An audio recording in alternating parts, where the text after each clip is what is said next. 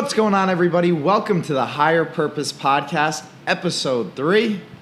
Chris, how are we this morning, my guy? We're doing great. First time we've ever filmed the podcast in the morning. Yeah, 7 a.m. early start here. That's kind of like part of the trainer's life, though. You got to get used to those early mornings. Amen, yeah.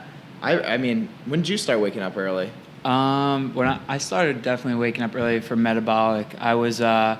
I was waking up, man, like 3:30 some mornings for some of those classes, and that was like December I started, so it was right in the thick of like it's cold, it's dark, you're the only person on the road, so that was like the real eye-opening. Like, all right, man, like if you want to get into this fitness life thing, like you got to adapt to this because that's kind of how it works. Early mornings, late evenings. Absolutely, yeah.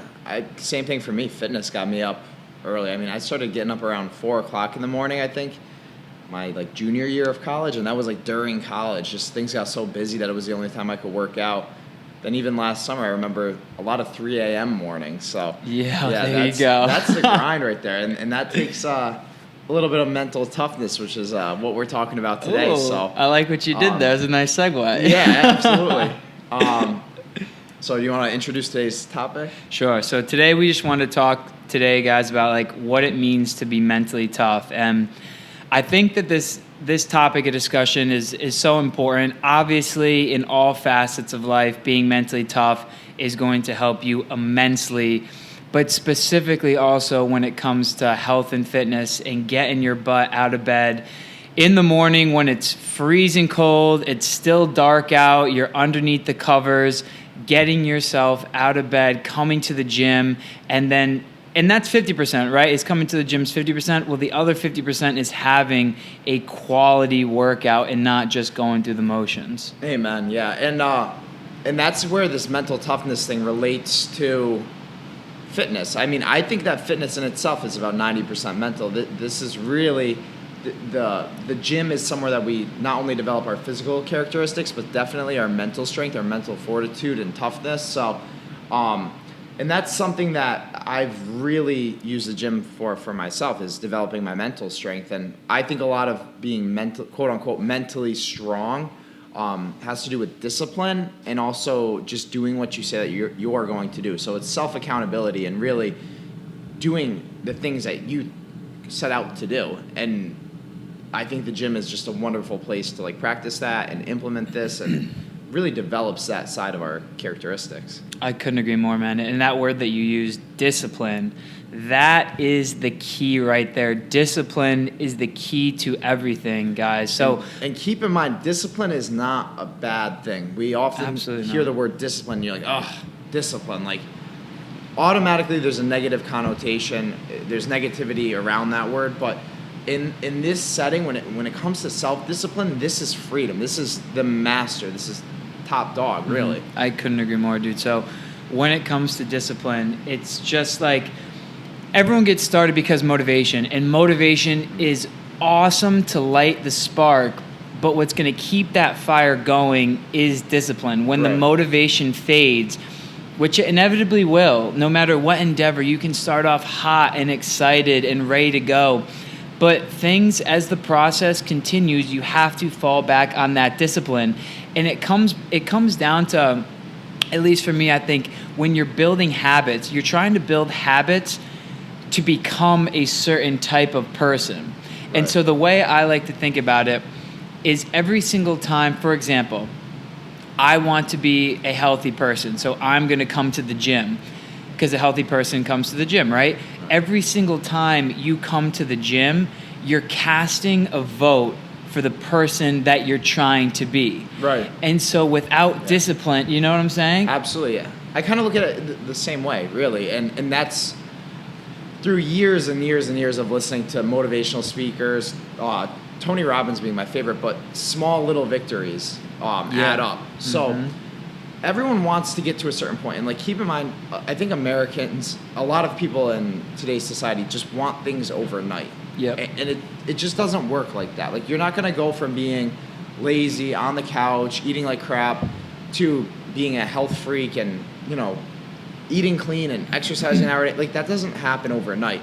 So what we need to do, and what I always do, is begin with the end in mind. And it can be cliche, but I look at, like, right now, as a lot of you know, I've started a cut. I'm looking at the end result. So I want to weigh a certain way, I want to look a certain way, feel a certain way, and I always revert back to that kind of end goal where, so every day I'm practicing discipline where I'm not where I want to be yet, but I'm making daily decisions that are leading me closer to that goal, whether it's what I'm eating, what I'm doing as far as activity. So I'm taking these small actions every day. I'm applying discipline by thinking of that end result, knowing that these are going to take me one step closer.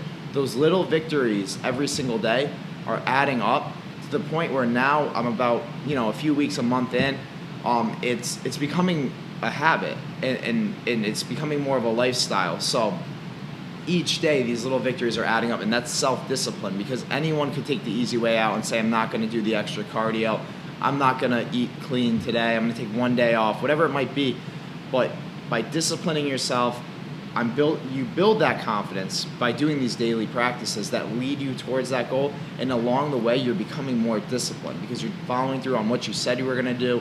And over a long period of time, that's when these little victories start to really add up. Dude, absolutely. And it starts, the beauty of discipline, like you said, discipline literally gives you freedom, because what it allows you to do is you don't have to make so many decisions throughout the day. For example, when you wake up, when your alarm goes off, you don't compromise and have that discussion with yourself and try and talk yourself out of all the reasons why you should stay in bed or this or that because it's warm. You don't allow it to happen, because you get your foot right onto the ground. Like, you step onto the ground right away without even thinking about it, because you already made the decision. You already committed. And that's the exact same thing with anything else throughout your day. For example, like different foods. It's like, the beauty, I believe, of meal prepping and planning ahead is that it takes away those decisions and those potential places where you could talk yourself out of having the healthier option. Like, instead of if you weren't already planned ahead with, like, for example, like a grilled chicken salad or something for lunch, you could potentially be like at work and you pass by, I don't know, a Dunkin', and are just but the bagel, sausage, egg, and cheese, sounds really good in that 300 calorie frappuccino or whatever. Do you know what I'm saying? When you are planned ahead, the decision is already made for you. You're already disciplined. You know you're going to follow through with it. And it's less of a headache throughout the day when you're able to minimize the decisions that you have to make, because you planned ahead and you already know the decisions that are going to be in your best interest.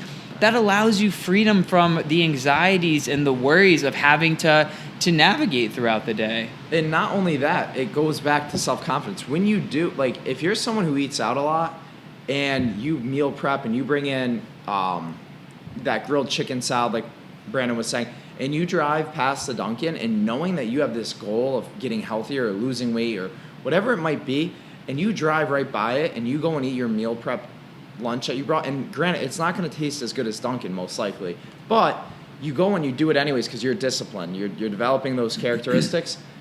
It's a huge one. That's a small victory, and you're going to start to build confidence. You're going to feel good that you were able to say no to something that you've done in the past and implement these new practices, and you're going to feel good about that. And that's something that can be really challenging, especially at first, but the more you do it, it turns into a habit. Yep. And it just becomes easier. And that's why the hardest thing is really getting going. And that's why I'm saying, and I said earlier, don't bite off more than you can chew. Don't sit back and say, I'm going to change everything overnight because tomorrow's November 1st or tomorrow's this January 1st. It's a new year. It's a new me. Some people, it happens, but most people cannot completely change their lifestyle overnight and expect to stick with it. So take, maybe it's this week, you're just deciding, hey, I don't want to hit snooze on my alarm clock. Boom. Change one thing at a time. Focus on one thing and make it happen. And little by little, these things will add up. And it's a marathon. Creating a healthy lifestyle it's not an overnight success. It's really, you have to continue to work at it. Absolutely, man. And so many times I think that when we see people, especially because of social media, obviously everyone's always comparing themselves to others and this and that. You can't compare your chapter 1 or your chapter 2 to someone's chapter 20. Right. They've been doing these things for a long time. And like Chris had said, you have to start small. Like, just because we're sitting, like, let's say you want to become an early riser, and me and Chris are sitting here saying, like, yeah, like, I used to wake up at 3:30, I used to wake up at 4. Yeah. You don't have to. Being an early riser doesn't necessarily mean waking up at 4 a.m. when you've been waking up at 7:30. All it means is, if you want to become an early riser, then start the next day 10 minutes earlier. Literally just 10 minutes earlier. Or don't hit snooze. Or don't hit snooze. Right.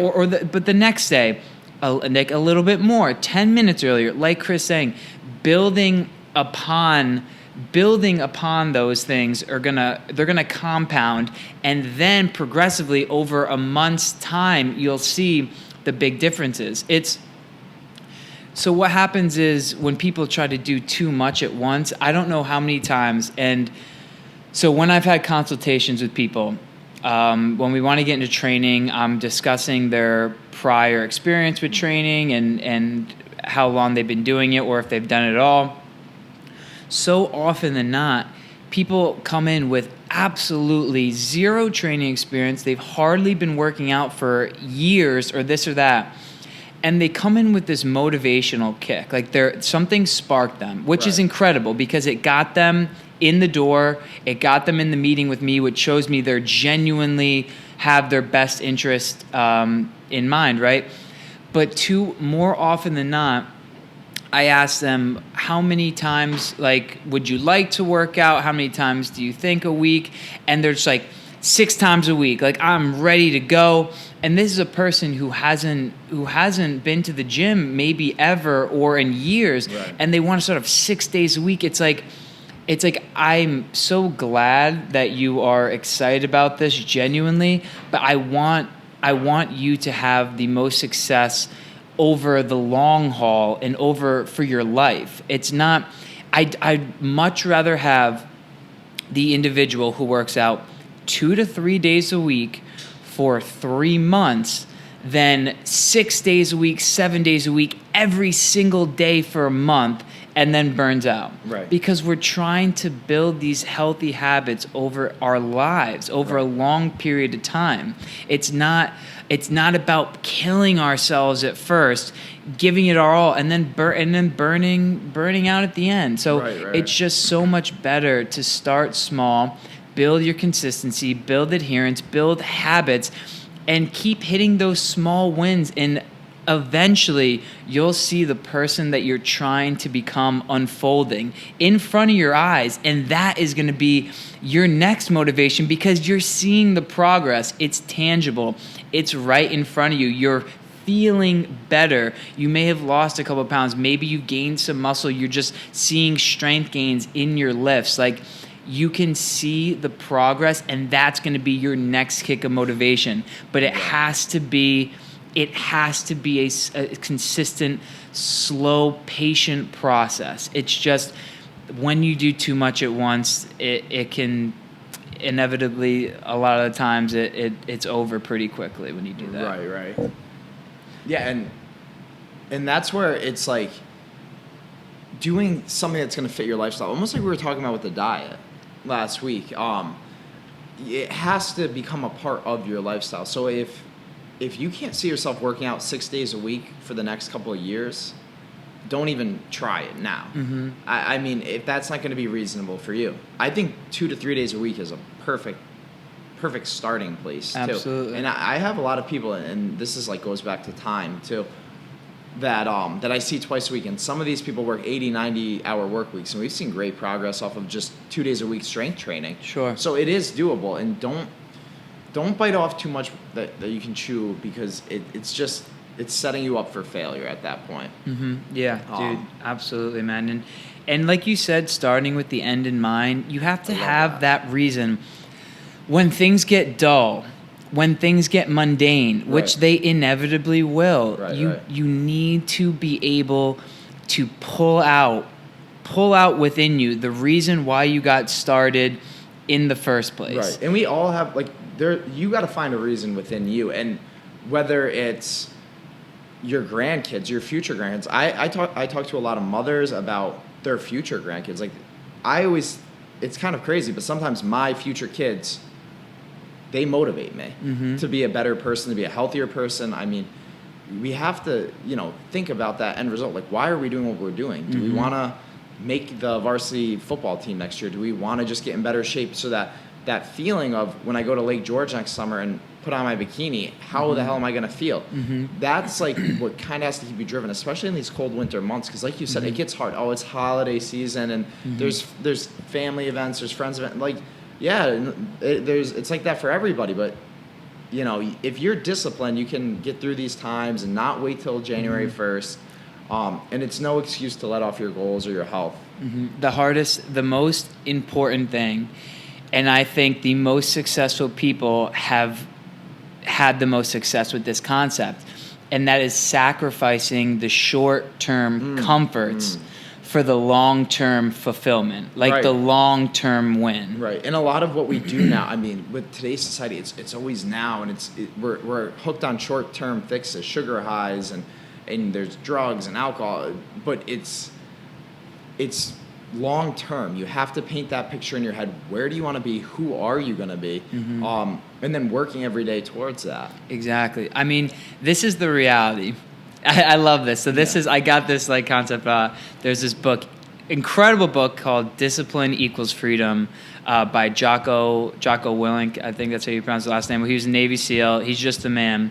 But he just puts it so bluntly, and it's just like the weights, like the metal, it's not going to lift itself. Right. If you want to become an author, the pages, they're not going to write themselves. Right. You can sit there and you can think and stress and worry about the type of person that you want to be and the type of life that you want to live, but the cavalry is not coming to help you. You can't sit there and just be wishing and wanting. You need to be proactive and take action and put your life in your own hands. Yeah. You need to make it happen. You need to create the life that you want for yourself. That is the absolute truth, too. There is, and like you said, no one is going to save you. There's nobody that's going to...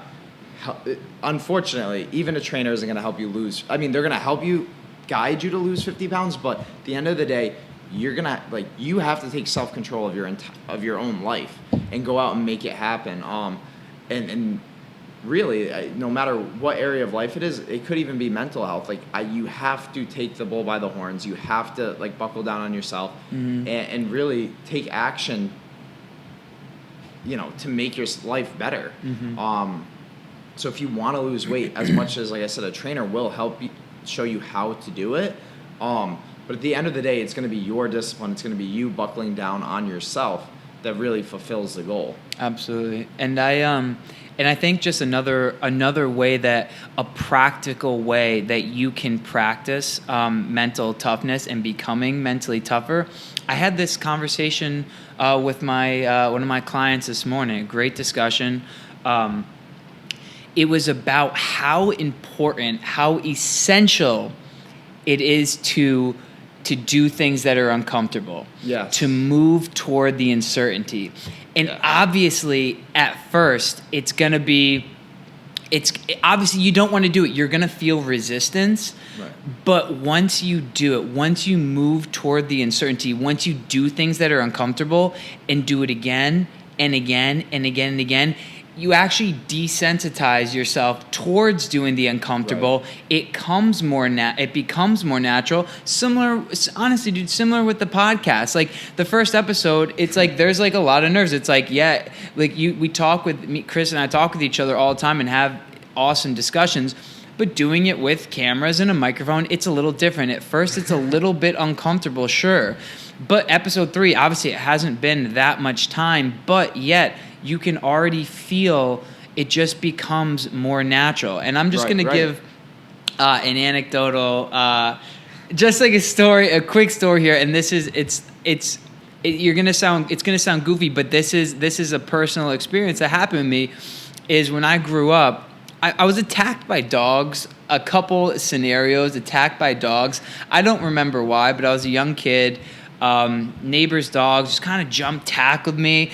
It was a little scarring probably, but so as I grown up, I don't dislike dogs. I'm just never the first one to go over there and like be petting and rustling. Do you know what I'm saying?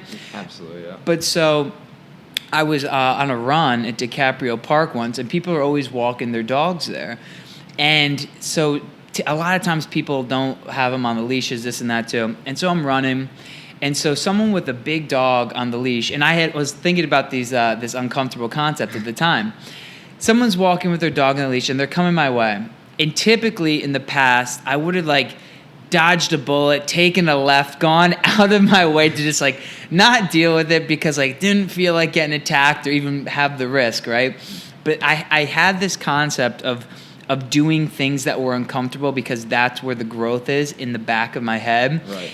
And as soon as I saw that dog, but on the leash, not on the leash next to his owner, my first instinct was take the left, dodge a bullet.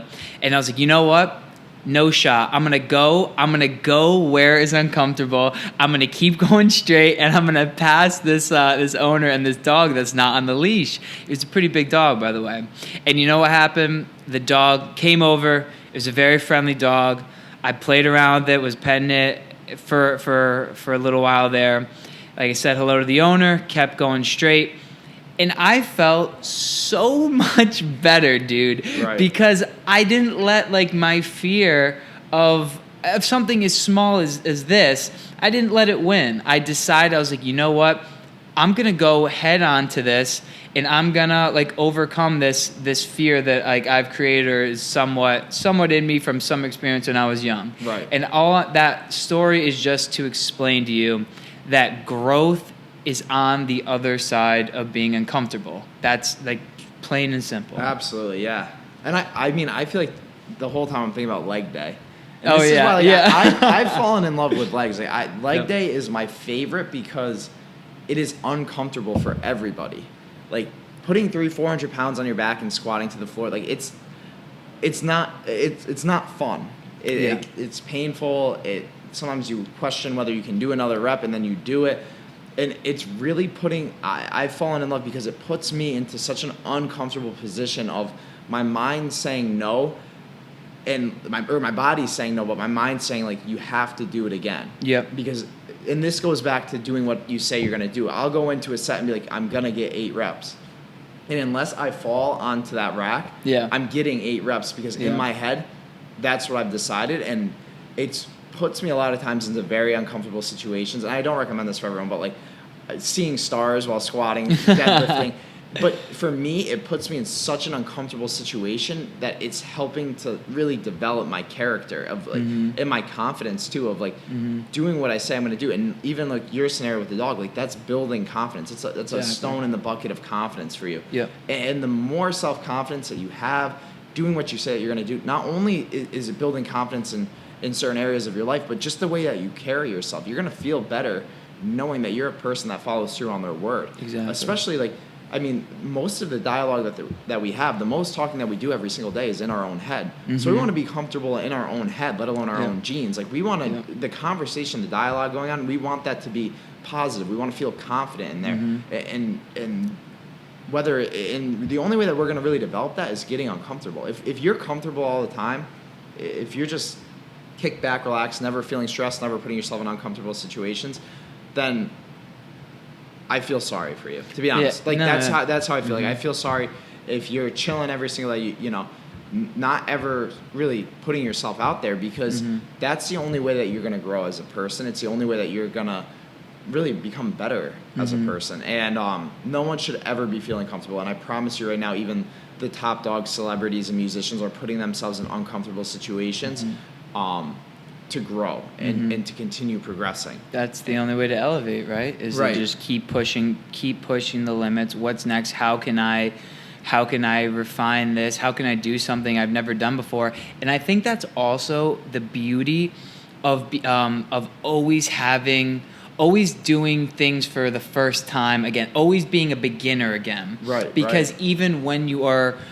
if you are very skilled in a certain way, at some point, if you keep doing that over time and if you master something, you can that can become complacent unless you're Right. always trying to find different ways to be the novice and Right. and humble yourself. And that's going to also always help you to continue to be mentally tough, because you're always going to have to be put in that position where once you're punched in the face, once you're knocked down, you have to make sure you keep getting back up, and that can be with whatever you're doing. Right.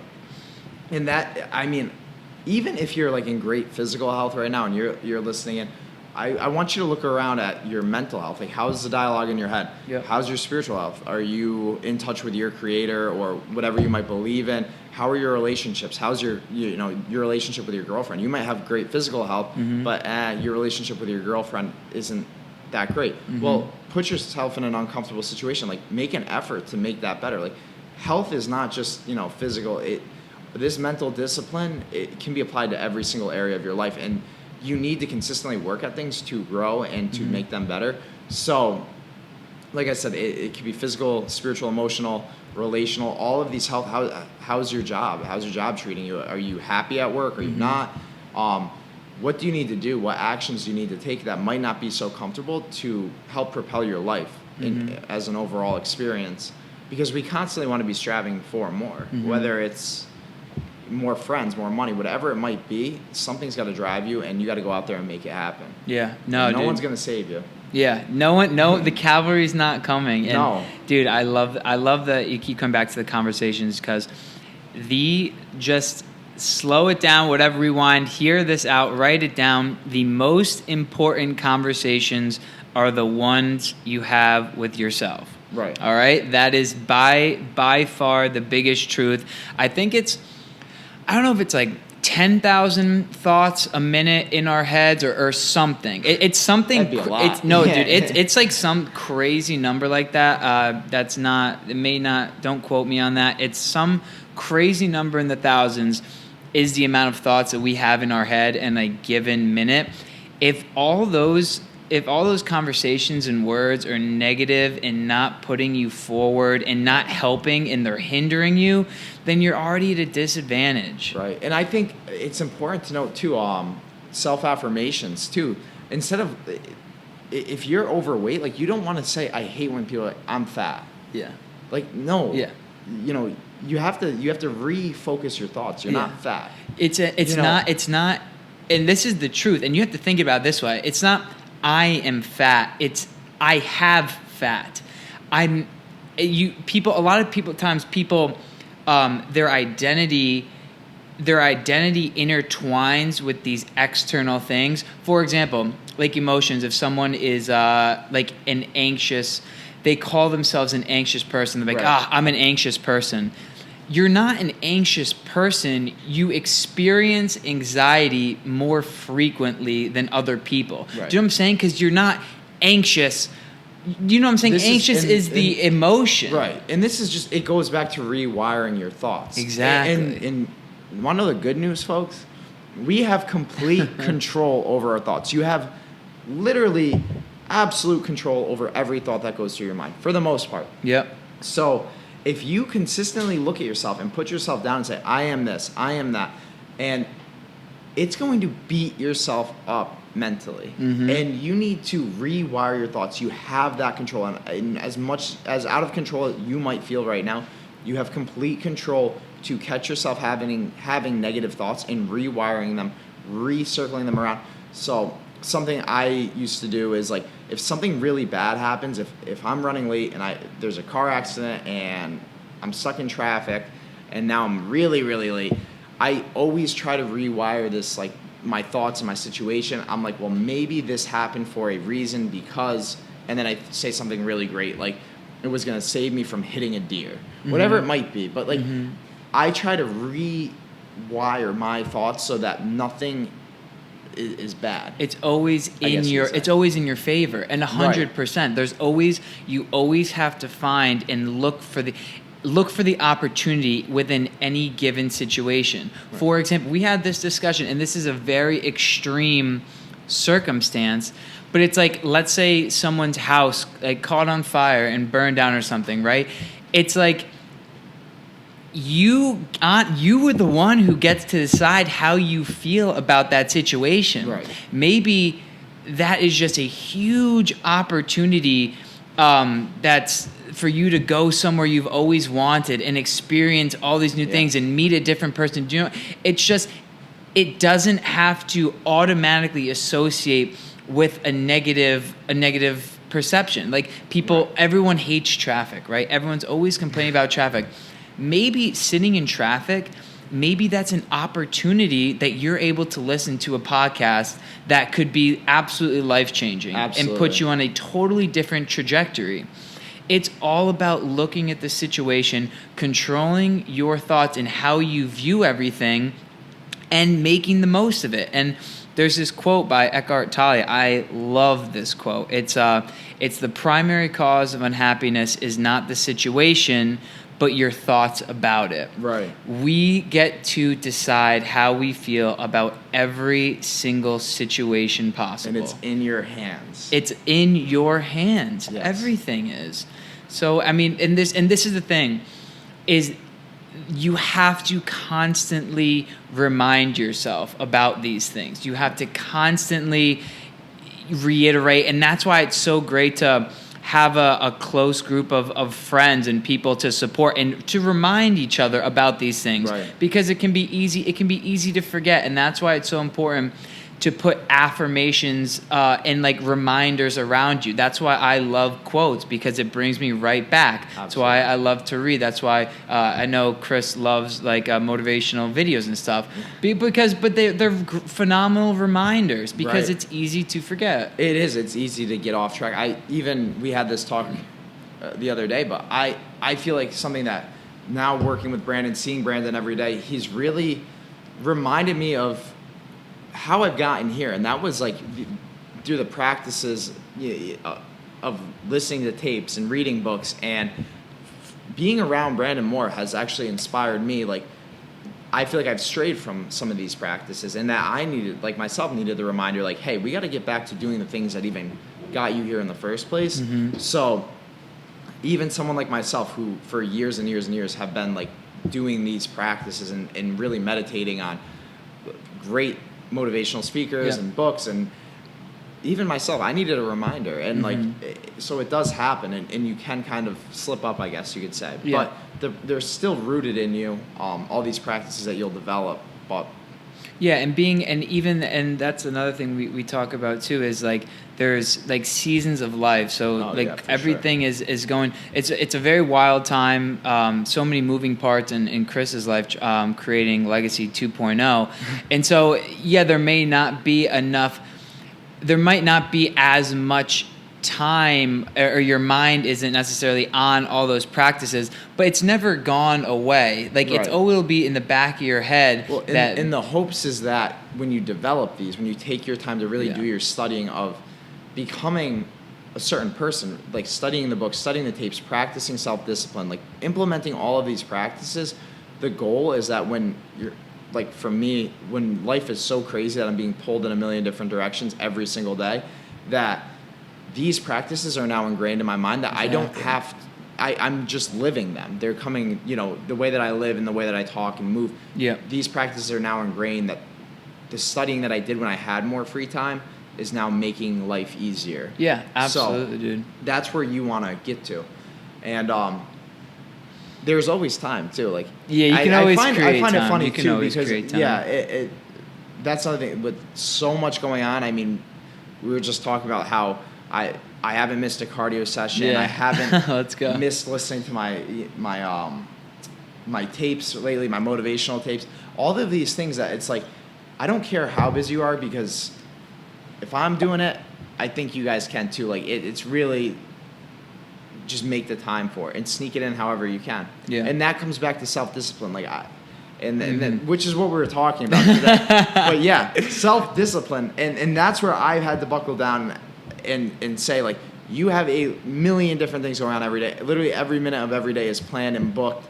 And I'm still finding ways to sneak in my cardio because I have a goal, and my self-discipline is telling me you have to do this and get it in. And somehow every day we're finding a way. So Exactly. and that all started with those practices when I was younger of waking up early, doing what I said I was going to do in the gym, whether it was 8 reps on the squat, whether it was I'm going to get all my homework done tonight. When you do these small things every day and really develop that discipline, then when real gunfire comes down, you already know what you have to do to be successful. Mm-hmm.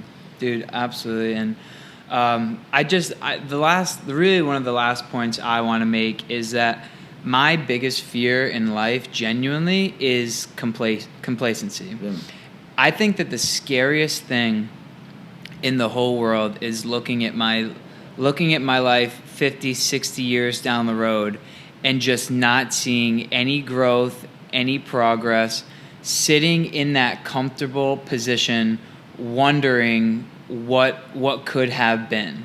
Right. And so that keeps me each day motivated to do absolutely everything I can for that version of me down the road to thank. Beginning with the end in mind. Beginning with the end in mind, man. Complacency absolutely scares the shit out of me, and I just and I can't let it happen. No. Absolutely not. Never. And I think some of the big takeaways from here too are starting small for sure. Yep. And self-discipline, it's disciplining your mind. It's not going to happen overnight. But start small. Start with trying to wake up a little bit earlier and knock out one goal at a time. Pick up a book, read the book. Mm-hmm. Even for me, it's like put away Netflix at night and put a book in your hands. Yeah, exactly. So it's like start small with just little things, and those little things are going to add up, and it's going to snowball. And I don't want you to look short term. I don't want you to think about the healthy lifestyle in a month from now. It's November 11th. 11/11, that's pretty cool. You're not going to be hearing this till probably like November 16th. But anyways, start small, and then think about the long run. Begin with that end in mind. Whether you want to get healthier, you want to have a healthier relationship with your parents, whatever it might be. Don't think of it as overnight. Put in the small little daily victories that are going to take you towards that goal, and think about next summer or next year, a year from right now. If you started today, just with these little habits, what would life look like then? How would you feel living in that life, knowing that you've lost the 50 pounds? Mm-hmm. But it's not going to happen for next month. I'm sorry. Wait, give it that time, nurture that seed, add up those small little daily victories, and over the long haul, you're going to get to where you want to be, and just stay disciplined to yourself. And once you do it for a period, with these little victories, mm-hmm. it's going to become ingrained in you. It's just going to become who you are. Exactly. So yep. Start small, begin with the end in mind, and just trust the process, because you're going to get there. And if someone's done it before you, if someone's overcome anxiety, if someone's overcome depression, if someone's lost 50 pounds, which everybody has, so can you. Mm-hmm. You can do it. And you might need a friend. You might need someone to hold you accountable. But at the end of the day, you have your own back. It's time to change your life. It's time to take control of your thoughts. So get out there, do what you have to do every single day. Daily victories add up. And that's all I got for you guys. I'm feeling pretty amped up now. Let's go. Let's have a day. Yes, absolutely. So whenever you're listening to this, go out there, do something today to discipline yourself, and go out there and have yourself a day, and stay golden. Hell yeah, brother. Live your legacy. Live your legacy. You heard it here first. Seize the day. Carpe diem, baby. Come on. Peace. Peace.